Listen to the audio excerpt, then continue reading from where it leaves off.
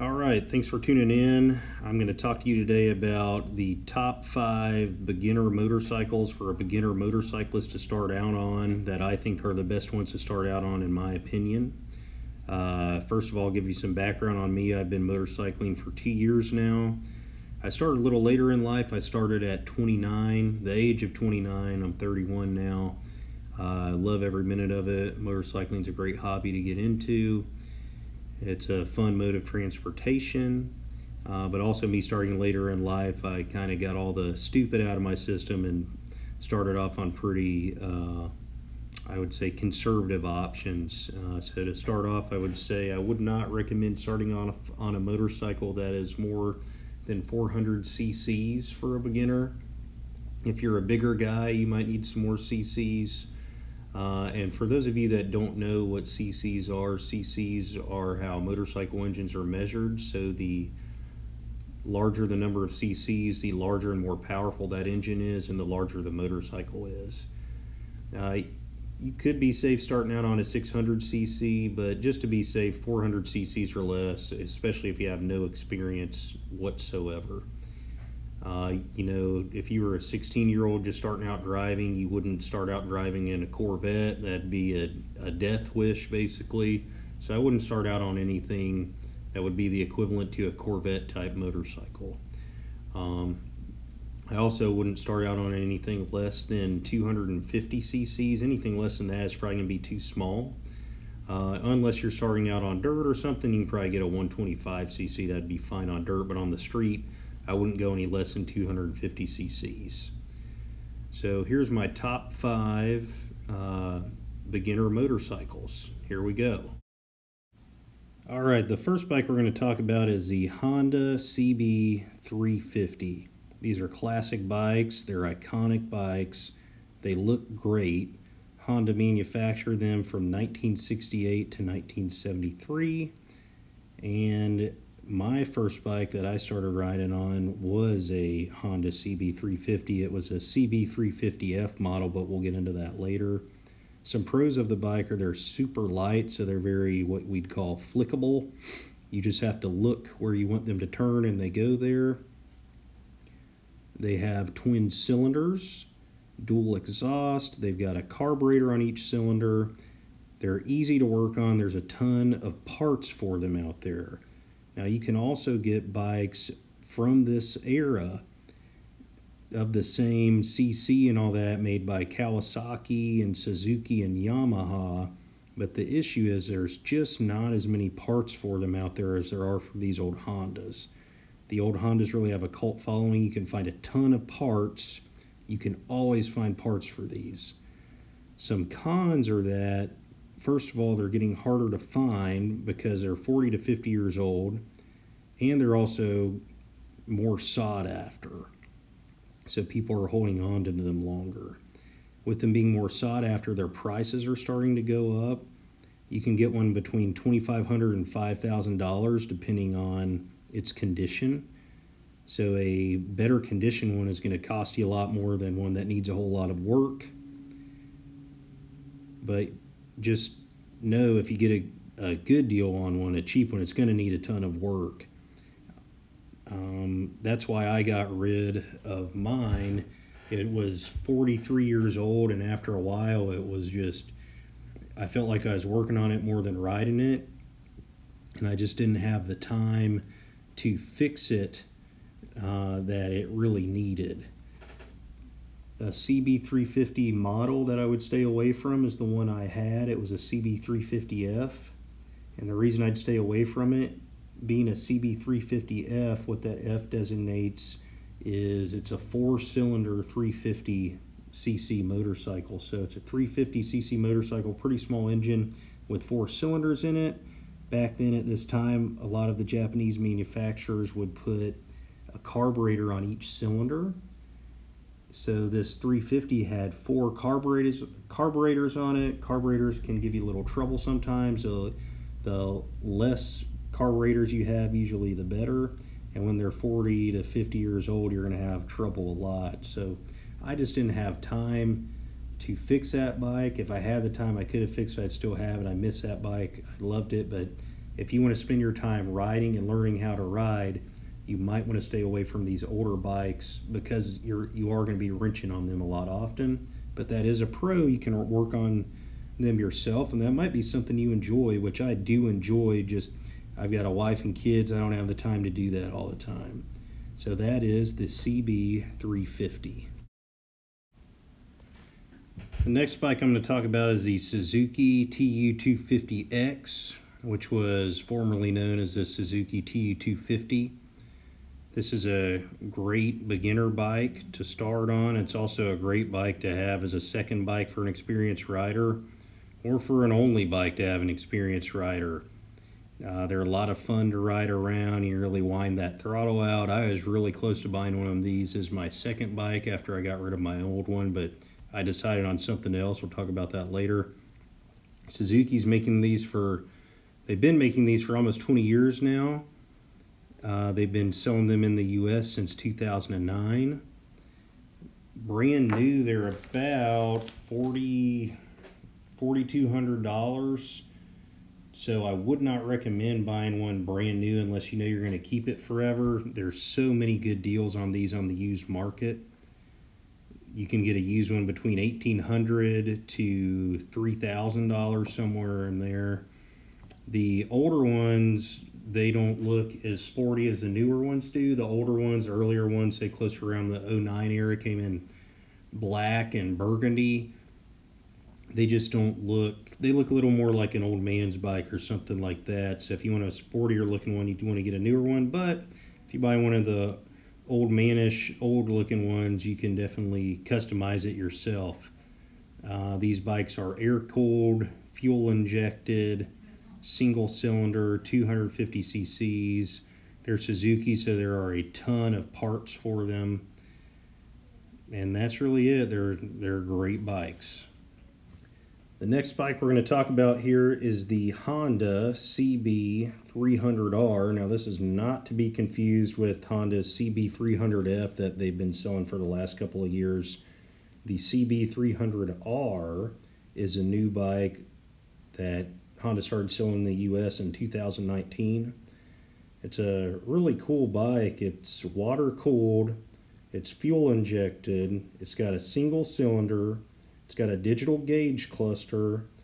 It weighs 300 pounds, so that's super light. It's as light as all of these 250cc bikes we're going to talk about today, but it has double the horsepower of the 250cc bikes we're going to talk about today. So all the 250cc bikes we've been talking about, they have horsepower of about 15 to 17, where the Honda CB300R weighs the same amount as them at around 300 pounds, but it has 30 horsepower. So that's a pretty cool bike and a pretty quick bike at that weight. Now the CB350 that we first talked about in this video, it weighs a little under 400 pounds and it's got about 30 to 34 horsepower. So this bike is about as powerful as a CB350, but it weighs about 100 pounds less, so it's really going to scoot around. Now, one thing about this bike, they've only been selling it in the United States since late 2018, early 2019, so there's not much of a used market for it yet. So if you want to get one, you're going to have to get it brand new. The average price for one of these brand new is about $4,250. So that's really not bad. You get a whole lot of bike and you get it from Honda for $4,250. So being a Honda, you know it's going to run very well. It's going to have a warranty on it if you get it brand new. And if you get the model that does not have ABS on it, they'll knock $300 off the price. So you're looking at basically with ABS, $4,300, without ABS, $4,000. So still a good bike. This is a bike that I highly considered purchasing when I sold my last bike, but it's a little too modern for my taste. But all in all, it's still a great bike. As far as colors, they come in red and black right now. And check YouTube. There's some other YouTubers that have put some great reviews on this if you want to check it out. So really cool bike, a little too pricey and too modern for my taste, but something I'm going to be watching once they start hitting the used market. But definitely check it out. The next bike on our list is the CSC SG250. For those of you that aren't familiar with this bike, I'll give you a little bit of background. This bike is sold in the United States by a company called CSC, which stands for California Scooter Company. And what CSC does is they import these motorcycles from a motorcycle company in China called Zhongxin. For those of you that don't know about Zhongxin, Zhongxin is the second largest manufacturer of motorcycles in China, and they sell motorcycles all over the world. They sell a lot of them in Europe and Asia, just not a lot in the United States till CSC started bringing them in. Zhongxin, they make a lot of components that are already on your Hondas, Yamahas, Kawasaki's, Harleys, Triumphs, and Suzuki's. So what all the big manufacturers do is a lot of the components on their parts are made by Zhongxin. Zhongxin makes them, ships them to the big boys factories, and then they assemble them that way. So a lot of the guts on your better, well-known bikes are made by Zhongxin anyway. Let's see, so to the CSC SG250, they've been bringing them into the U.S. since 2018. They're a 250cc engine. The engine's air-cooled. It's a single cylinder and single carburetor. Now, CSC has come out with a new model, but the old model, it had 3 analog gauges on it. It had a fuel gauge, speedometer, and tachometer on it. Now, the old model was what I purchased back in December of 2018, and RevZilla did a really good video review of this bike back around that time if you want to look that up and check it out. The new model they came out with, it has a single analog gauge on it that, I'm sorry, it's not analog, it's digital, and I'm guessing it's going to show all of these same, the fuel, speedometer, and tachometer as well. The price on the new models has gone up about $200, but it's still very low in the grand scheme of things. So brand new, you can get one of these bikes for $2,600 total, shipped to your front door, ready to ride. It's just on you to do the taxes and registration and all that, and tag. Really cool bikes. These bikes have Honda's CG engine in them. For those of you that don't know what the CG engine is, it's an engine that was developed back by Honda in the late 60s, early 70s to be sold on motorcycles they sold in third world countries. So what Honda found was the bikes they were selling in Europe and the United States that they were also selling in third world countries were breaking down a lot more than they were in Europe and the United States.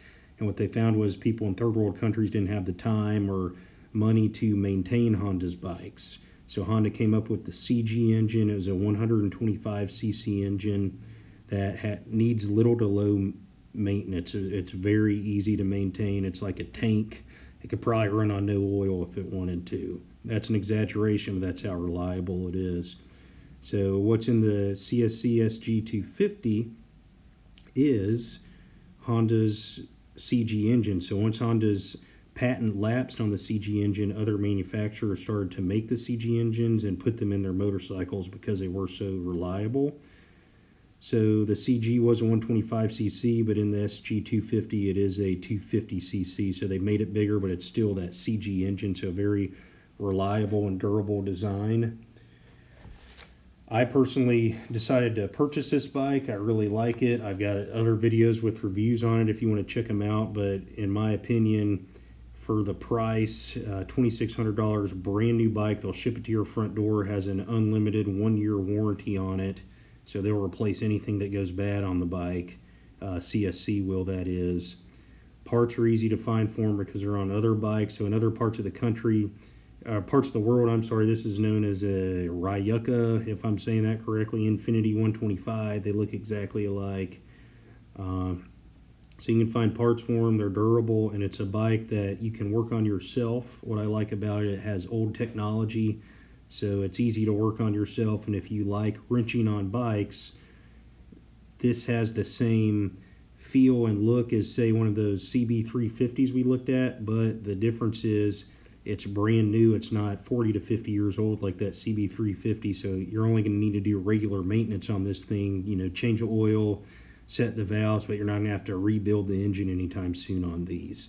So that's why I picked it. That's why I like it, and you might like it too. It's definitely a bike to consider as your first bike or as a second bike just to have for fun. The last bike we're going to talk about on our list is the TT250. This is a bike that is also made by CSC Motorcycles, or imported by CSC Motorcycles and made by Zhongshan. It has the same CG engine as the SG250.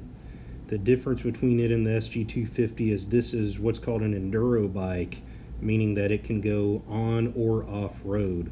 So it's a great choice for that rider that needs or wants to have those on and off-road capabilities. It is basically a street legal dirt bike. So brand new from CSC for $2,600. CSC will ship this one ready to go to your front door as well. CSC has been importing this bike a lot longer than the SG250. Well, not a lot longer, but since 2017. So because of that, there are a lot more reviews on this bike. So if you go on YouTube, you can find tons of reviews of owners that have logged thousands of hard miles on these bikes, beating the heck out of them. They just keep going. They've got great reviews, but also they have the same engine in them, that CG engine, as that SG250 does. So go check those reviews out and go check out this bike and consider it as well. But those are my top 5 best beginner bikes in my opinion for way less than $5,000. Thanks for watching.